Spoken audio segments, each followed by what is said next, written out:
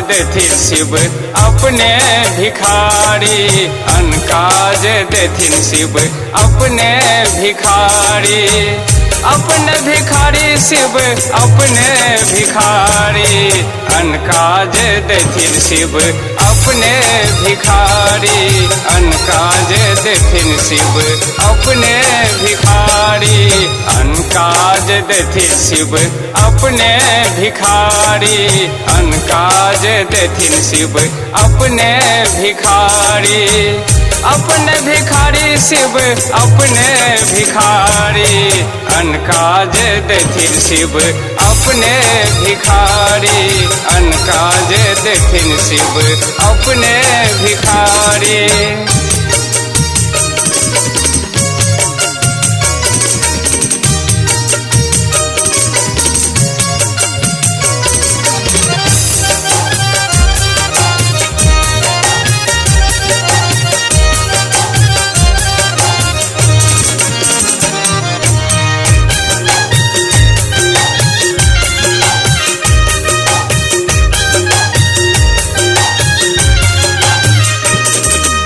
अनकाले खोआ मिश्री पूरी तरकारी, अनकाले खोआ मिश्री पूरी तरकारी।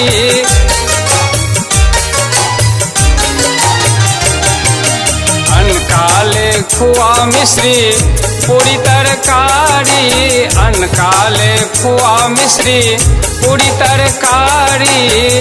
पूरी तरकारी ओ पूरी तरकारी, पूरी तरकारी ओ पूरी तरकारी। अपना छन पिसल भांग घोटना तैयारी, अनकाज देथिन शिव अपने भिखारी, अनकाज देथिन शिव।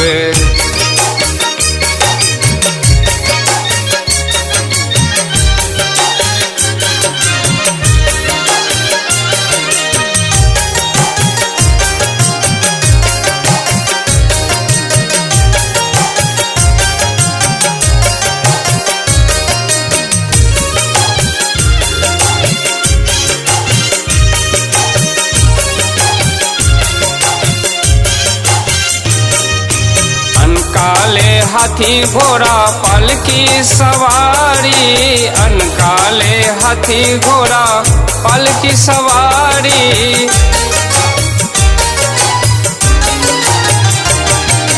अनकाले हाथी घोड़ा पालकी सवारी, अनकाले हाथी घोड़ा पालकी सवारी। पालकी सवारी ओ पालकी सवारी, अपना छन बुढ़वल बघाम्बर धारी, अनकाज देथिन शिव अपने भिखारी, अनकाज देथिन शिव अपने भिखारी, अनकाज देथिन शिव।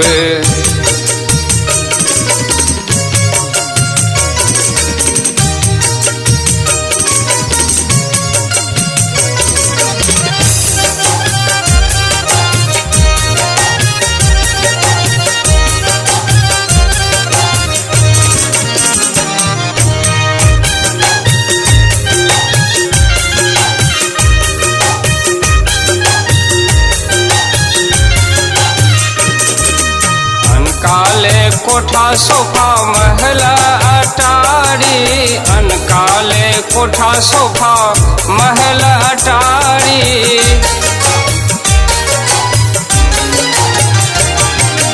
अनकाले कोठा सोफा महल अटारी, अनकाले कोठा सोफा महल अटारी। महल अटारी ओ महल अटारी, महल अटारी ओ महल अटारी। अपना छन टूटल घर चारों दिस बारी, अनकाज देथिन शिव अपने भिखारी, अनकाज देथिन शिव अपने भिखारी। शिव अपने भिखारी, अनकाज देथिन शिव अपने भिखारी, अनकाज देथिन शिव अपने भिखारी, अनकाज अनका जे देथिन शिव अपने भिखारी, अनका जे देथिन शिव।